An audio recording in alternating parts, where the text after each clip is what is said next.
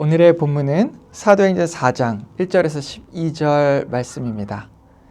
이번 주의 가족 주제는 지상명령입니다. 사도행전 3장과 그리고 4장의 내용을 보면 우리가 너무나 잘 아는 말씀이 있습니다. 저도 이 말씀을 어렸을 때 굉장히 좋아했는데요. 이제 사도 베드로와 요한이 이제 제9시에 오후 3시죠.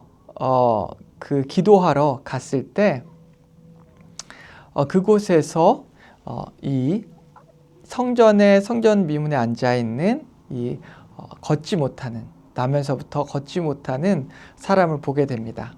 그리고 그 사람이 돈을 구걸하고 먹을 것을 구걸할 때에 베드로가 그 사람을 고쳐주는 놀라운 역사가 일어납니다.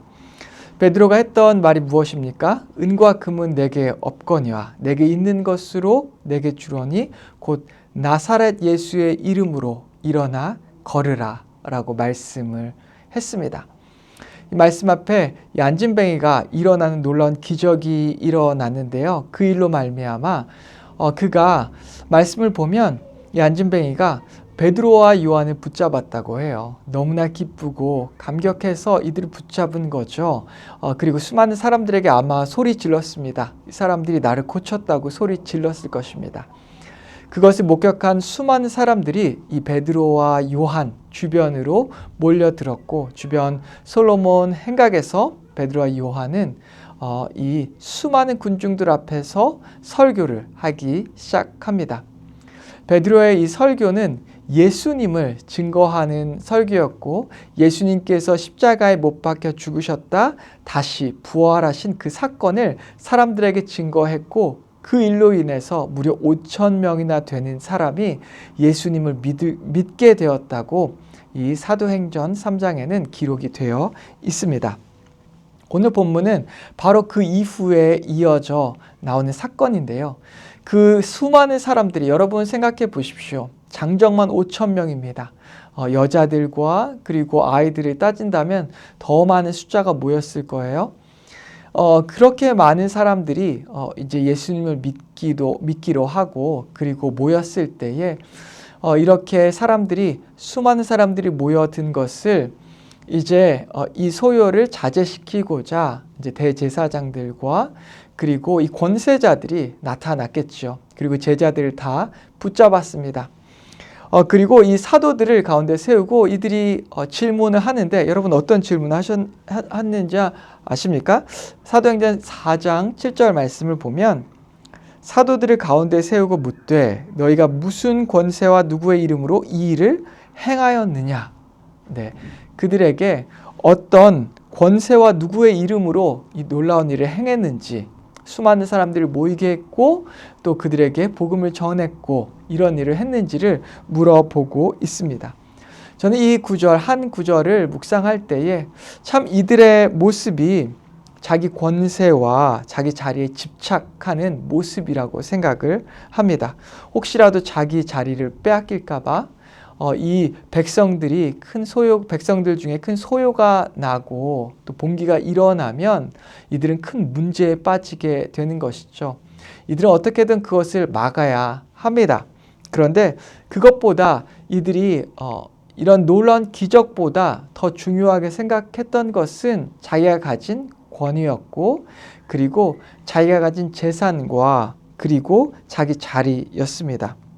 그들의 노력으로 혹은 그들이 가지고 태어났던 재물과 지위, 학벌로 세운 권세 앞에 더 순종하고 그것을 지키기 위해 두려워하고 있는 그들의 모습을 볼 수 있는 것이죠. 그들의 질문 앞에 베드로가 여러분 어떻게 대답을 했을까요? 우리 9절과 10절을 잠깐 보시면요. 만일 병자에게 행한 착한 일에 대하여 이 사람이 어떻게 구원을 받았느냐고 오늘 우리에게 질문한다면 너희와 모든 이스라엘 백성들은 알라. 너희가 십자가에 못 박고 하나님의 죽은 자 가운데서 살리신 나사렛 예수 그리스도의 이름으로 이 사람이 건강하게 되어 너희 앞에 섰느니라. 아멘. 예수님을 믿는 이 제자들은 세상의 권위 그리고 세상의 것들에 의지하지 않고 있습니다. 그들이 의지하고 있는 것은 오로지 예수 그리스도의 이름, 예수님의 권위에 의지하고 있는 것입니다.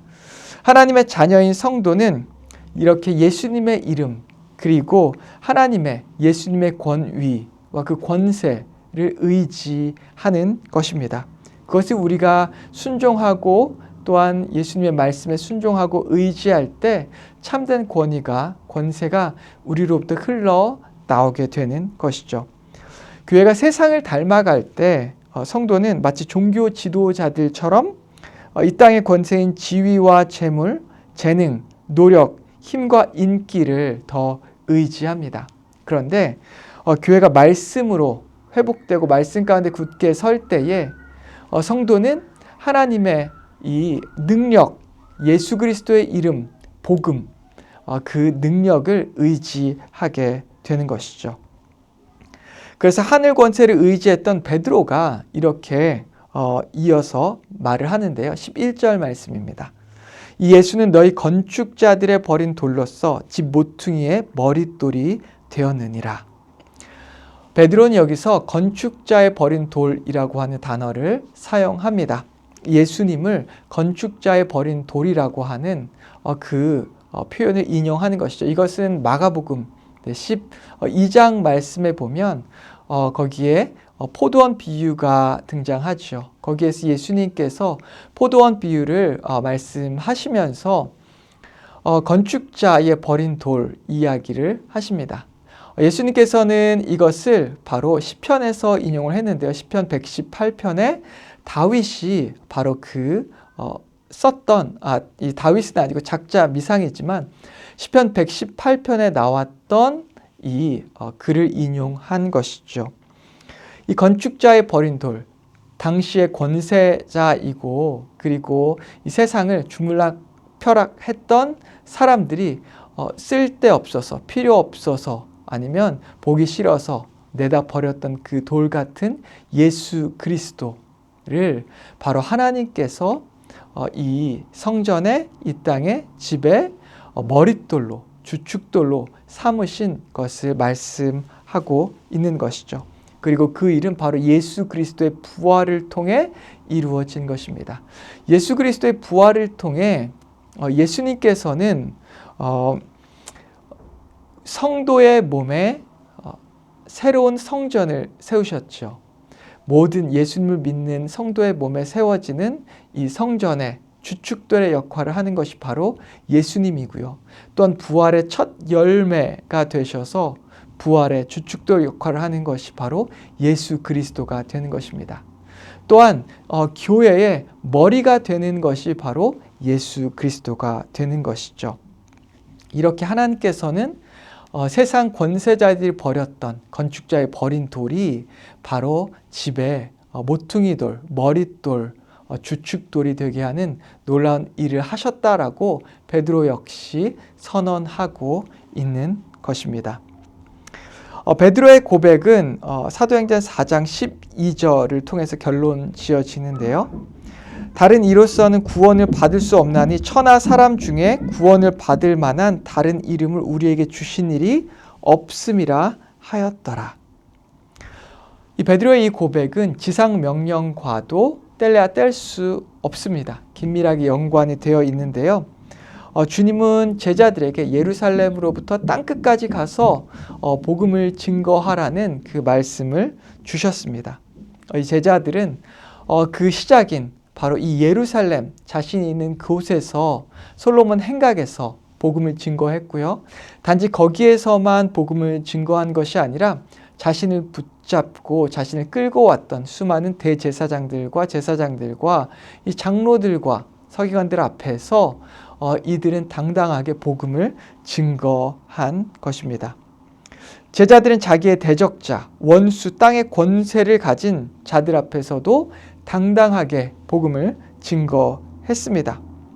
그들이 예수님을 믿건 믿지 않건 그 결과를 이 제자들은 생각하지 않았습니다. 그것보다 훨씬 더 중요한 것은 예수님께서 그들에게 주셨던 지상 명령이었습니다. 바로 모든 곳에 바로 예루살렘에서부터 땅끝까지 가서 복음을 증거하라고 하는 이 증인이 되라고 하는 바로 그 말씀, 그 명령을 순종하는 것에 집중했던 것이죠. 오늘날 우리를 살펴보면 우리가 왜 복음을 다른 사람들에게 증거하지 못할까요? 여러 가지 이유가 있지만 우리가 결과를 너무나 중요하게 생각하기 때문이 아닐까요? 그 사람이 믿지 않으면 어떻게 될까? 그 사람이 나를 정말 교회에 미친 사람이라고 생각하면 어떻게 할까? 여러 가지 이 결과 때문에, 내가 두려워하는 결과 때문에 결국 하나님께서, 예수님께서 우리에게 주신 이 지상 명령 앞에 순종하지 못하는 일들이 일어날 수 있는 것입니다.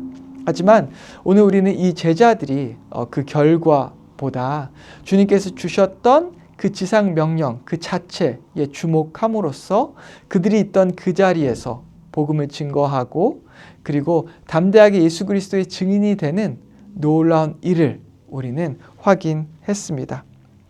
우리도 마찬가지입니다.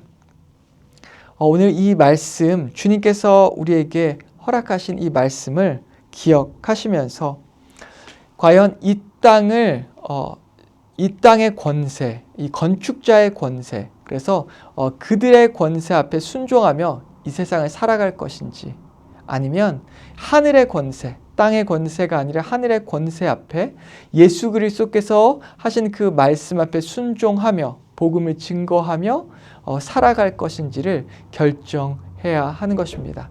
우리가 하늘의 권세를 붙잡을 때에 땅의 권세가 아니라 하늘의 권세가 우리를 붙잡아 일으키고 놀라운 기적과 또한 이사와 또한 하나님의 축복으로 이끄는 것을 경험하고 또한 그 축복을 누리며 살아가는 저와 여러분 되기를 주님의 이름으로 축원합니다. 함께 기도하겠습니다. 하나님 감사합니다. 우리는 때론 많은 이유로 복음을 증거하지 못합니다. 하지만 오늘 이 말씀을 통해서 주님께서 분명히 우리에게 복음을 증거하란 그 말씀을 주셨음을 주여 기억합니다. 결과에 집중하는 것이 아니라 그 말씀, 주님께서 주셨던 바로 이 지상대 명령에 그 말씀에 집중하고 땅의 권세에 순종하며 살아가는 것이 아니라 하늘의 권세 앞에 순종하며 살아갈 수 있도록 인도하여 주시옵소서. 예수님의 이름으로 기도했습니다. 아멘.